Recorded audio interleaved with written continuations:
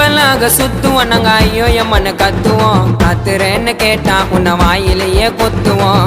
எங்க புள்ளிங்க எல்லாம் பயங்கரம், எங்களை பார்த்த தமன மயங்கி ஓய்ந்துரும். உண்மைங்க நயன்தாராவ கூட விழுந்துரும். இப்ப புது நடிகை கீர்த்தி சுரேஷும் சேர்ந்து ஓய்ந்துரும். கும்பலாக சுத்துவோம் நாங்க ஐயோ எம்மன்னு கத்துவோம்.